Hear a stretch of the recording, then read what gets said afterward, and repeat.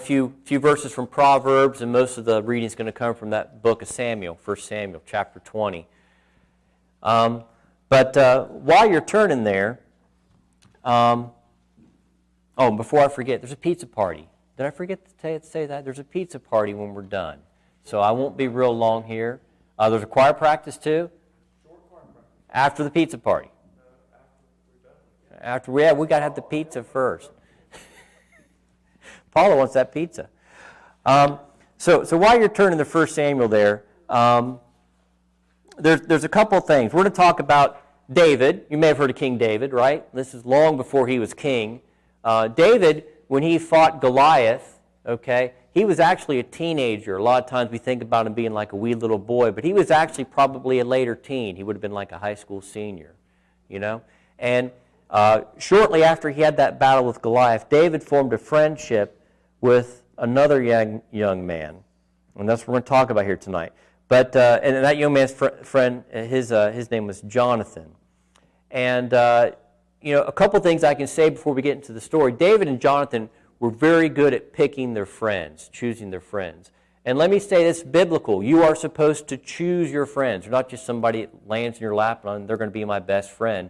God tells us to be careful about how we choose our friends.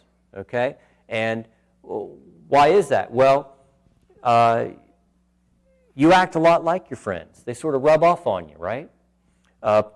Proverbs 13:20 says, "He that walketh with wise men shall be wise, but a companion of fools shall be destroyed."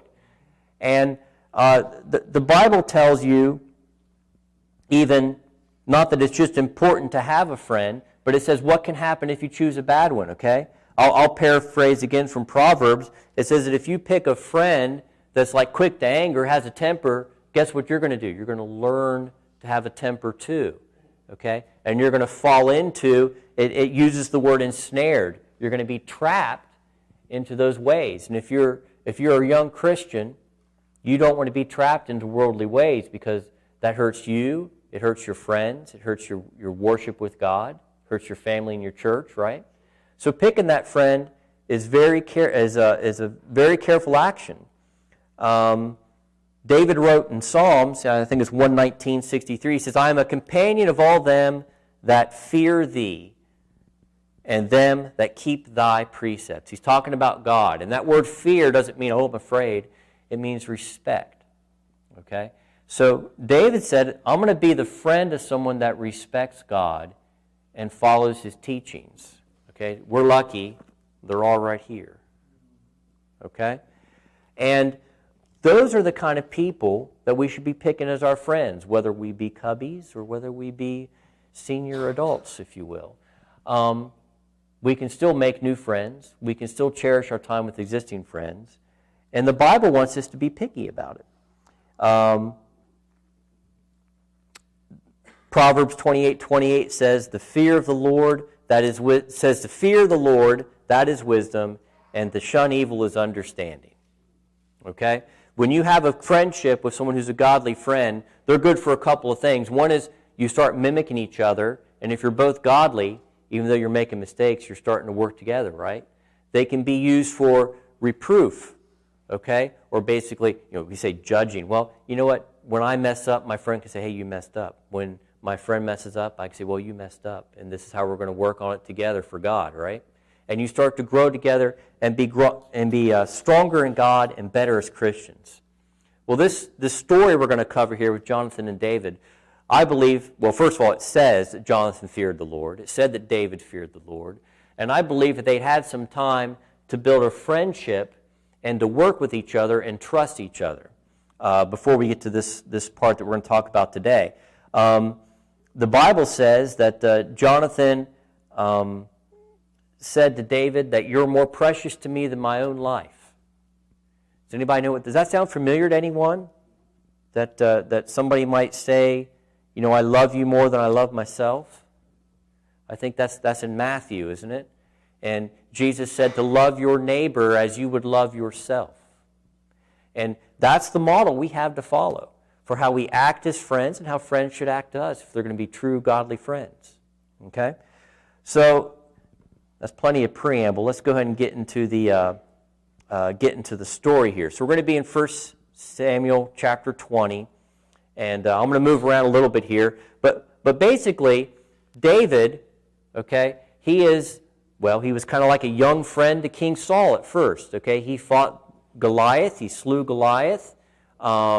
He was a godly person. You know, Saul was supposed to be the first godly king of Israel, right? He was the first king of Israel. But everybody loved David, okay? And even the prophet Samuel said David was going to be the next king. It wasn't, Saul was going to be replaced, and it was going to be David that was going to be the next king. And basically, King Saul became jealous of David, of his popularity, of his future, of the blessings he received from God. And so where we pick up this story, Saul is contemplating killing David. And Jonathan, by the way, is Saul's son. Okay? And here in verse 4, this first part that we're going to read about is kind of a secret conversation. Scholars say probably David and Jonathan, they had kind of a place they hung out, right? So they went to the mall, away from Dad Saul, and found a place to talk in the corner of the store or something.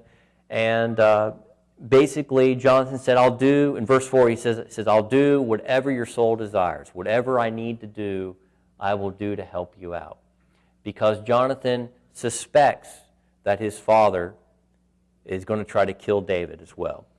And so where we're going to pick this up, there's like a festival or a feast coming up.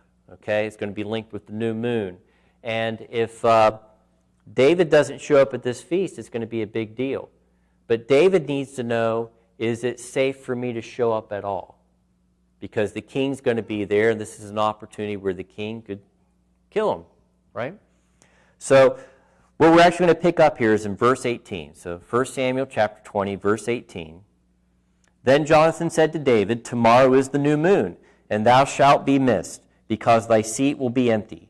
And when thou hast stayed 3 days, then thou shalt go down quickly, and come to a place where thou didst hide thyself when the business was in hand, and shalt remain by the stone of Ezel. And I will shoot 3 arrows on the side thereof, as though I shot at a mark.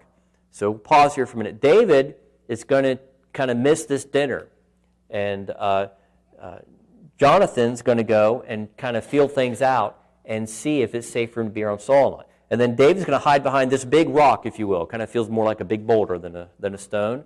And Jonathan's going to start shooting arrows at him.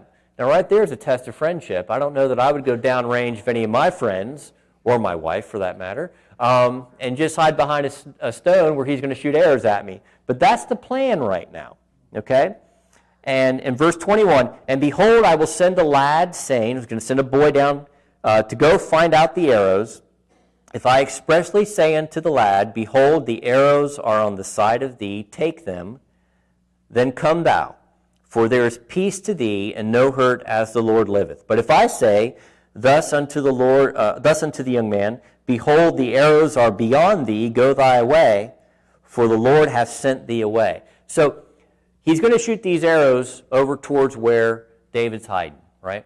And then he's going to send a boy out to go gather the arrows. And if the boy runs towards David, where the arrows are in the ground, then David knows it's safe for him to come out, that Saul's not going to kill him. If the boy runs off in the other direction, you know, off beyond, behind, or off to the other side, David knows it's time to get out of town because it's not safe for him. Now, this sounds like a pretty good plan, doesn't it? And you can say to yourself, well, it's nice for Jonathan to look out for his friend, you know, but let's get another measure of this friendship. It's not easy for Jonathan to do this. First of all, he's going against his dad, the king, right? And it's a dangerous thing. If you skip down to verse 30, you find out that Jonathan risked his life in many ways. Verse 30, then Saul's anger was kindled against Jonathan, and he said unto him, thou son of the perverse rebellious woman, do not I know that thou hast chosen the son of Jesse, that's David, Jesse was his dad, to thine own confusion, and unto the confusion of thy mother's nakedness, for as long as the son of Jesse liveth upon the ground, thou shalt not be established nor thy kingdom. Wherefore now send and fetch him unto me, for he shall surely die. And Jonathan answered Saul his father, and said unto him, Wherefore shall he be slain? What hath he done? And Saul cast a javelin at him, or spear at him, to smite him, whereby Jonathan knew that it was determined of his father to slay David.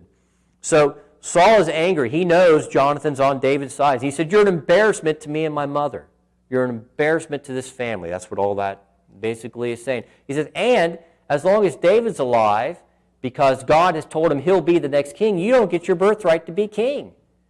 You're not just risking your life for me, you're risking your future life, your profession, your career, your future in the kingdom, because as long as he lives, you're never going to be king.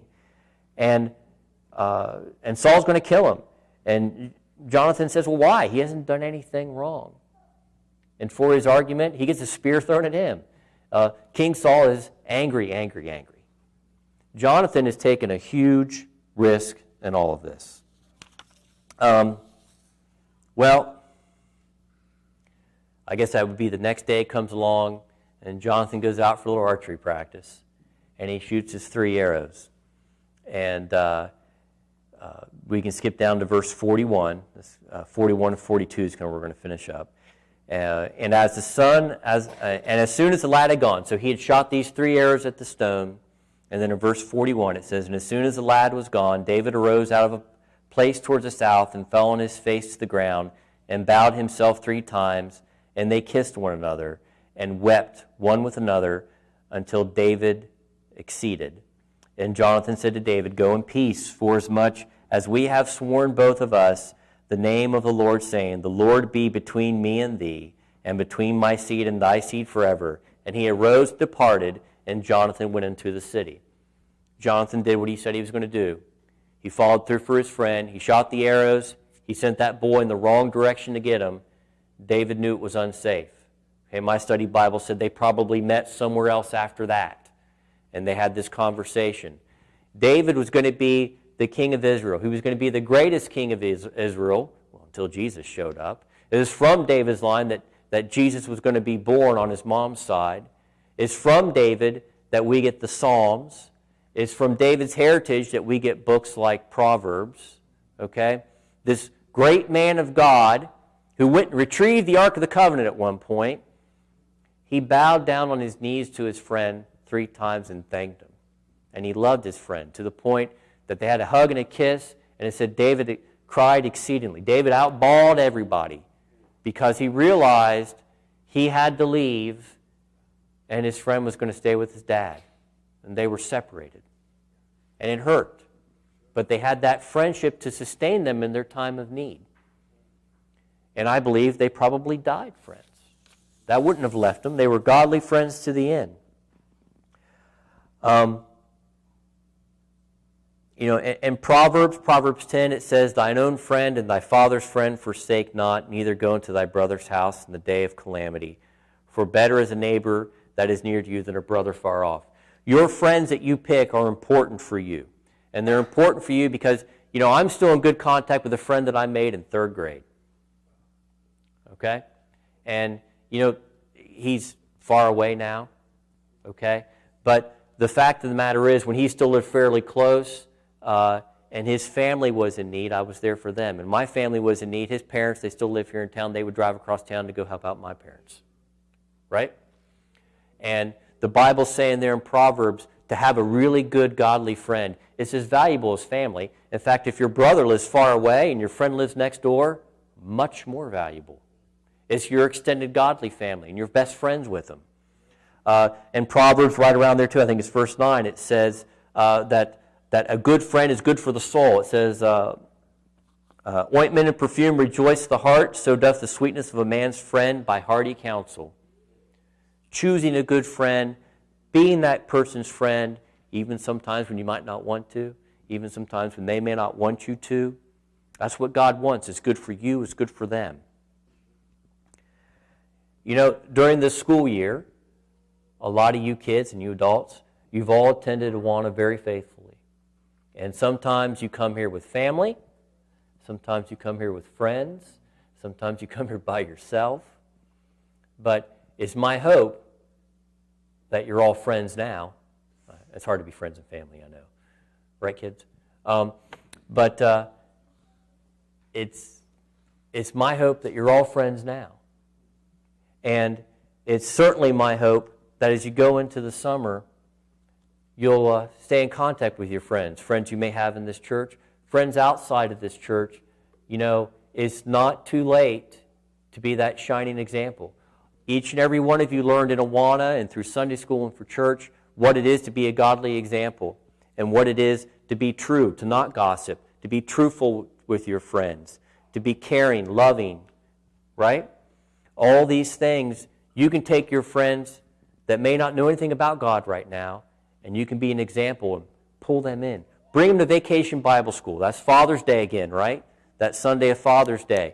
Bring them there. Bring your friends. Come and see your church friends there and have a time in fellowship. We will have a week of Awana, or we have a month of Awana, is it? We're going to have 4 weeks of Awana in the summer at one point on a Wednesday night. Jeff will be setting that up.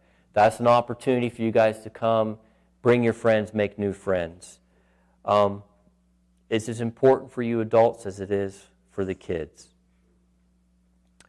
A respect for your God, the Bible, your parents, and yourselves, bringing some friends to church, to VBS, to Awana, whatever it is, all of these things, simply put, is what your loving God has in store for you and wants for you, is to be that person and to feel that love for each other. So, it was quick. We got pizza waiting. But that was going to be just what I wanted to share with you guys. Friends are very important, and how you pick them is very important. I feel something like friendship, but different. It's not quite my kids. I call the Awana kids my kids. But for each and every one of you that have come out, whether this be your first year or first few weeks, or whether you've been coming here for years. As Gary said, I routinely pray for all of you guys. Okay? You are a great treasure to your God and to your families and to me.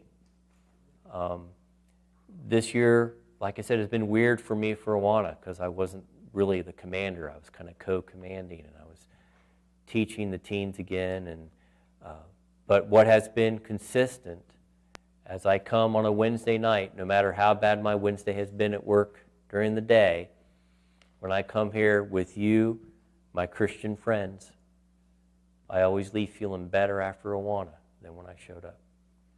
And so I want to thank you all, each and every one of you, whether you're leaders or kids or you just come on Wednesday night for the prayer meeting and you're here sometimes when I need a hand.